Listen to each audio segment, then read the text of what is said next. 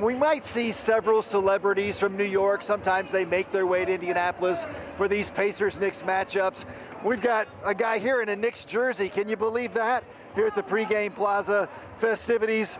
There's a firefighter, though, from New York who's enjoyed more than his 15 minutes of fame for being a Pacers fan in New York City. Maybe you've seen this viral video.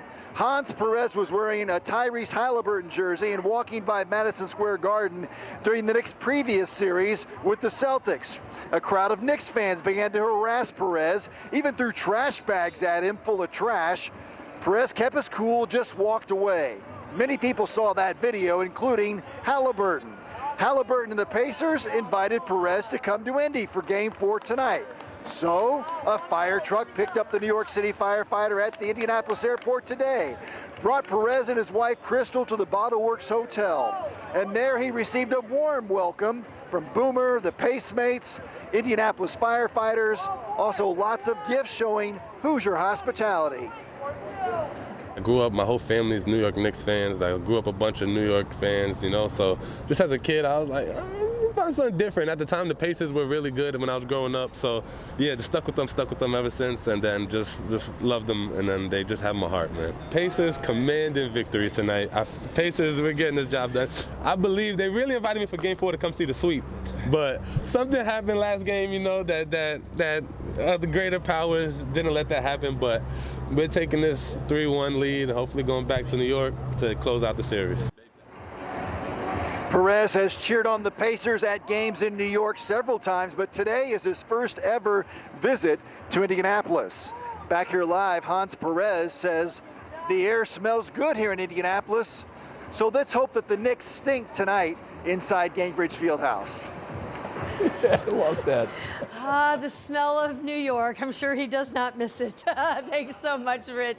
Well, you can hear more from the Pacers ahead of Game 4 and their preps for tonight. We put it all together for you right now. It's over on WTHR+. Yeah, just go ahead and download the app to watch our coverage. It's free. And the Pacers are hosting a watch party for Game 5 Thursday night at Gainbridge Fieldhouse. Yes, the doors open at 7 o'clock. The tip is at 8. But here's the deal. You got to act pretty quickly starting tomorrow. The tickets are free. They're going to be available starting at 10 o'clock in the morning on either the Pacers or the Gainbridge website. Here's the deal. They went out really fast the first time around. So if you want to go, it's very popular. You can go into the lower bowl. They lowered down the big scoreboard, and so you can, kind of watch, have that team atmosphere, get a hot dog, feel like you're at the game.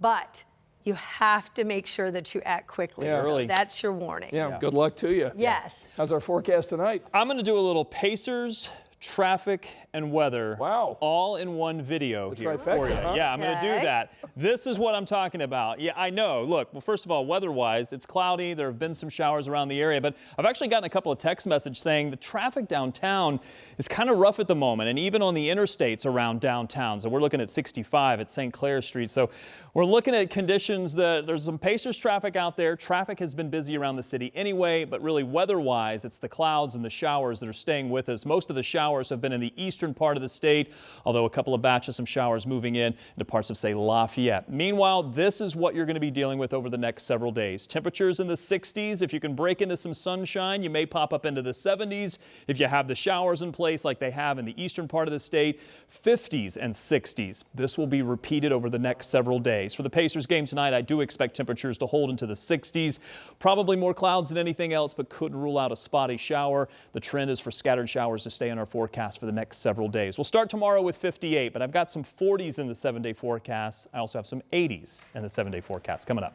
All right, we'll see you in a little bit, Rob. Thanks. Tonight at 6, a man is now under arrest, accused of stabbing a man and harassing another at a brewery in Carmel last week. So this all stemmed from a fight while the three were watching Game 2 of the Eastern Conference Finals between the Pacers and the Knicks. Now, according to court documents, 24-year-old Jarrett Funk of Carmel started harassing two Knicks fans during the game. A short time later, the two Knicks fans say they walked outside and the suspect followed, attacking them and then stabbing one man in the back. Tonight, he's charged with battery and disorderly conduct. Tonight, Hamilton County authorities are trying to figure out what happened to a man who was found dead in the White River. Investigators are now working to nail down details of how he ended up in the water in the first place. Ashton Hackman shares the warning from police tonight as the investigation continues to unfold. The 206th Street Bridge crossing the White River is back open after fire and police crews had it completely blocked off as they pulled a body from the water. The call started as a water rescue Tuesday. Using boats and a drone, first responders in Hamilton County pulled the body of an adult man from the river. Police say it's an important warning about water safety ahead of the summer months. Over Memorial Day weekend, particularly, the weather gets nice and a lot of people are active and busy. We value every life and every situation is very different and unique. So I want to identify it in any other situation. But in general, we recommend water safety and safe plans and planning for sure. The coroner is now in charge of identifying the man and figuring out a cause of death. When we get an update, we'll of course pass it along to you. In Hamilton County, Ashton Hackman, 13 News.